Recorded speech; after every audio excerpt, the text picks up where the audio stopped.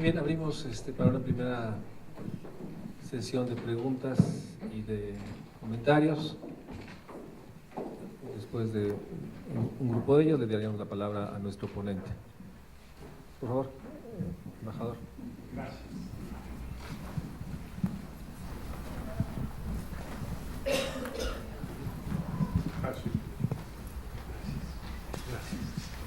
Yo agradezco mucho al doctor Diego Valadez esta espléndida exposición. Ya nos tiene acostumbrados a un extraordinario nivel en sus presentaciones. Y me gustó en particular la alusión amplia, crítica, que hizo del tema de la llamada reforma energética. Yo había premeditado una pregunta sobre el tema y le agradezco mucho que lo haya mencionado porque le da base a mi pregunta que quizá de todos modos hubiera hecho, pero hubiera resultado un poco más artificiosa de lo que pudiera juzgarse ahora. El día de hoy, después de un retraso de 121 días, 10 horas y 17 minutos, se dieron a conocer las iniciativas de legislación secundaria en materia de la reforma constitucional sobre energía. Son 9 iniciativas de decreto que aluden a un número mayor de leyes nuevas o reformadas. Una cuenta muy rápida de la versión en internet de estos documentos me da algo así como 750 páginas en total. Y muchos que nos interesamos en este tema, pues nos vemos ante la tarea un tanto hercúlea de analizar esta documentación. Sabemos que contiene mucha paja, pero hay que buscar en dónde está el grano de ella. Y a eso se refiere mi pregunta. Desde el punto de vista jurídico, al examinar una ley secundaria o habilitante, como le dicen en otras partes, que permite aplicar una reforma constitucional previa, supongo que debemos tratar de asegurarnos que la segunda, la ley secundaria, es congruente plenamente con el ordenamiento constitucional que se supone trata de reglamentar, cuya aplicación trata de reglamentar. Pero la falta de congruencia puede, por lo menos, tomar 2 dimensiones. Una, ir más allá de lo que la norma constitucional define. Y otra, que quizás sea más frecuente en otros casos, quedarse corta de lo que dice el texto reformado de la Constitución. ¿Serían solo estos 2 criterios suficientes para juzgar la congruencia de la propuesta de ley reglamentaria con el ordenamiento básico? ¿O deberíamos, o se dispone de otros instrumentos de análisis jurídico que yo desde luego como miembro de la mayoría del público de esta conferencia, economista, ignoro? Y me gustaría escuchar un poco de usted si son esos 2 elementos, o básicamente el elemento de congruencia el que hay que asegurar, o si debiéramos tratar de ver si hay algunos otros elementos que tengamos que tener en cuenta al juzgar qué tan adecuada es una propuesta de legislación secundaria respecto de una reforma constitucional que acaba que se promulgó recientemente. Muchas gracias. Ramón Carlos, Berenice y Javier Alejo. Ramón Carlos.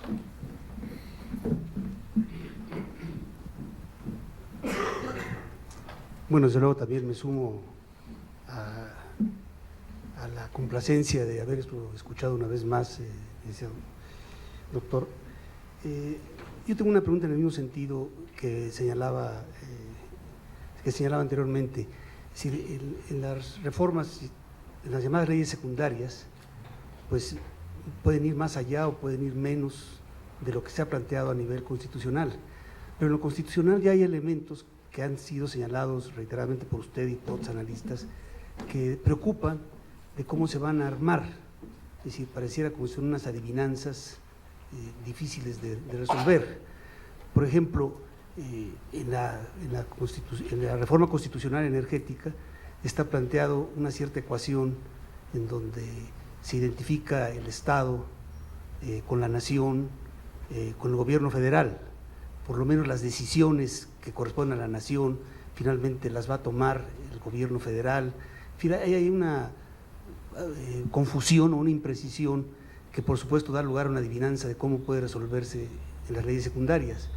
O el gran ausente, aunque está siempre presente ahí, nunca está definido como sujeto, que es el mercado. Si siempre está el adelgazamiento del Estado, y hay un sujeto ahí que parece un fantasma, que también pues, habrá que ver cómo se va a resolver.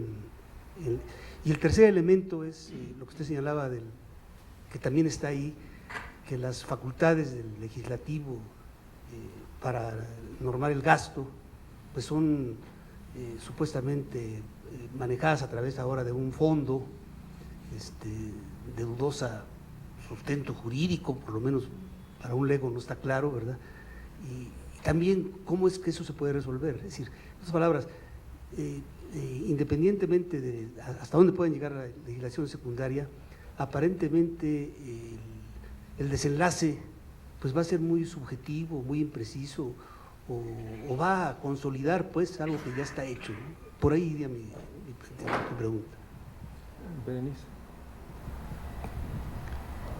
Agradezco también la exposición porque nos aclara una serie de aspectos que venimos discutiendo en este ámbito desde las reformas del 2011 en términos de garantías de derechos sociales, porque hemos escuchado también a ministros de la Suprema Corte que señalan, ya están ahí los derechos, no sabemos por qué los ciudadanos no los demandan, ¿no?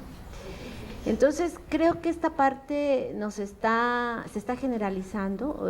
Nosotros que trabajamos más de cerca las partes de seguridad social y de pensiones, por ejemplo, se les dice a los trabajadores, ustedes tienen la libertad de elegir y tienen, cuando fallezca el dueño de la cuenta individual, pues se van los recursos, pero los familiares tienen que demandar por 2, 3 años, tienen que pagar un litigio, y esto se vuelve muy complejo para la ciudadanía. Entonces, mi pregunta concreta es, frente a esto que ha señalado, ¿qué rumbo, qué hacer en términos de que a nivel de Estado están planteadas obligaciones estatales? A nivel de legislativo, esas obligaciones se transforman en cosas estrictamente mínimas, como puede ser una pensión universal que se está determinando de 584 pesos mensuales, ¿no? Entonces, un poco por dónde ir, tanto en el análisis fundamentalmente, porque le agradezco mucho esta aclaración, me aclaran muchas cosas que venimos discutiendo aquí en este espacio desde hace 2 años. Javier, por favor.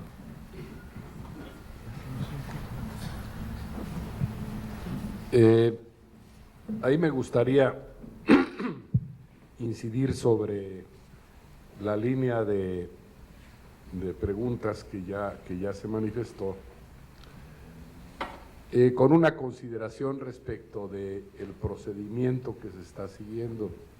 En el caso específico de la llamada reforma energética y la inquietud, así como las respuestas que la misma busca, pues tienen que ver con los otros casos de reformas llamadas estructurales o fundamentales que se han propuesto, ventilado y aún aprobado.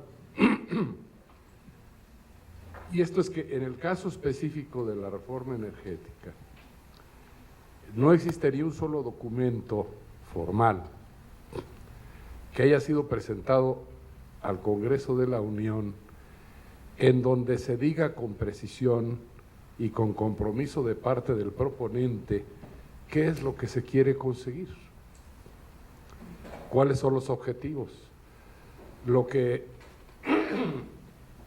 antiguamente se le llamaba, tal vez era una expresión que no era adecuada, exposición de motivos, ¿verdad?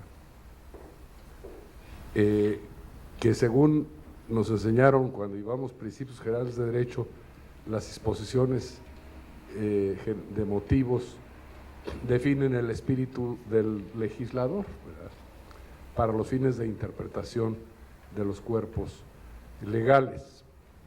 Eso no aparece en ningún lado. Hubo un documento por ahí que se envió al Congreso, ni siquiera de manera formal, y que luego circuló y que estuvo disponible y sigue estando disponible en Internet, que era una especie de prefacio, preámbulo, a algo que supuestamente se iba a hacer después, que era una propuesta formal, y es lo único que existe. Entonces, mi planteamiento es que si yo fuera un miembro del Congreso de la Unión, me negaría siquiera a analizar las iniciativas de legislación secundaria o legislación reglamentaria de disposiciones constitucionales o habilitante, como se le ha empezado a llamar recientemente, si no me dicen qué es lo que se quiere lograr. Y obviamente sería bastante sano y educativo que a los mexicanos también les dijeran en general qué es lo que se quiere lograr. Si lo que va a resultar es el proceso, y permítame que use un término técnico, de un cachondeo legislativo en salas de disque de análisis o de discusión de los textos legales, si eso es lo que define el propósito, pues entonces sí que estamos aviados, ¿verdad? ¿Qué es lo que se puede hacer a ese respecto? ¿Cuál sería nuestro planteamiento sobre esa materia? Le damos la palabra a nuestro ponente y después hacemos otra sesión. Muchísimas gracias. Bien, tres de las preguntas están directamente relacionadas con el tema del petróleo y una con el ejercicio de los derechos. Bueno, del petróleo y del gas. Bueno, y de la industria eléctrica, o sea, todos los energéticos. En cuanto al problema de la legislación reglamentaria. Fíjense ustedes que aquí ya se da la primera gran contradicción. Nadie obligó a los autores de esa reforma a ponerse a ellos mismos un plazo. Y se lo pusieron. Y luego no lo cumplieron. Porque además de lo que dice el embajador Navarrete, de que acaban de hacer llegar el último día de sesiones 750 páginas conteniendo diferentes iniciativas, pues nos encontramos con que ya está 10 días tarde con relación al plazo, no era término, dentro del cual debieron haberse discutido y aprobado las leyes. Era vinculante para el Congreso y era vinculante, por supuesto, para el gobierno, en tanto que eran iniciativas suyas. De manera que comienza una etapa de legislación en la que ya hay una violación constitucional. Lamentablemente contra esa violación no hay remedio procesal, o sea, se cumplió el plazo, no hubo siquiera iniciativas, hay iniciativas, pero no están dictaminadas. Cuando esto ocurra, se habrá rebasado con mucho el periodo establecido. Allí encontramos un elemento más de erosión de la confianza en la norma, que es uno de los grandes problemas que se presentan cuando, como en los ejemplos que comenté con ustedes, hay una obligación legal o una obligación constitucional que es ignorada por las propias autoridades que tienen que aplicarla. Sobre esto, hemos venido insistiendo varios abogados en la conveniencia de establecer la acción popular de inconstitucionalidad. Se nos han dado algunos caramelos que no tienen realmente ninguna utilidad práctica. Por ejemplo, el referéndum en los términos que está planteado y que solo es vinculante en materia legislativa, no en materia constitucional, pero no se nos ha permitido a los ciudadanos que promovamos acciones de inconstitucionalidad. De suerte que solo los partidos o un determinado número de representantes en la Cámara de Diputados y en la Cámara de Senadores tiene la posibilidad de promover en nombre de la sociedad una acción de inconstitucionalidad, pero no nosotros los ciudadanos. La acción popular de inconstitucionalidad, debo decir a ustedes, está presente en un importante número de sistemas constitucionales en nuestro continente. Hay pues allí una forma de remediación, pero por construir, no vigente.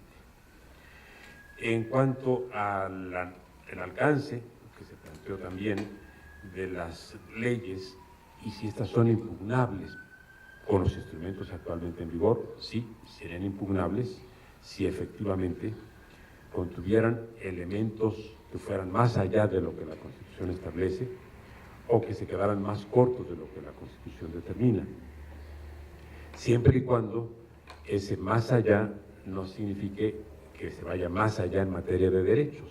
Por ejemplo, si en la norma reglamentaria se establecieran mecanismos de acción popular, por decir algo, que no están previstos en la reforma energética constitucional, eso no sería inconstitucional porque es ampliación de derechos y corresponde a un principio ya ampliamente aceptado en materia de derechos fundamentales.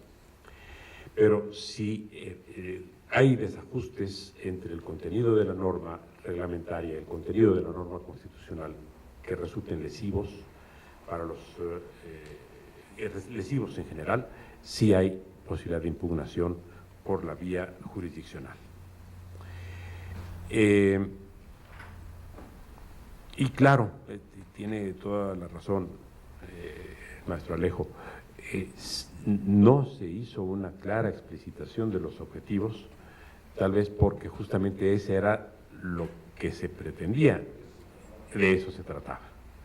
Y entonces se aludió solo a razones ficticias como la incapacidad de desarrollar investigación, de la incapacidad técnica de exploración en aguas profundas, las limitaciones técnicas para el procesamiento del gas, cuando todo eso son tecnologías que están en el mercado y que evidentemente cualquier empresa podía haber comprado. Y finalmente, un tema interesantísimo que plantea usted, maestra, el ejercicio, el acceso a la justicia.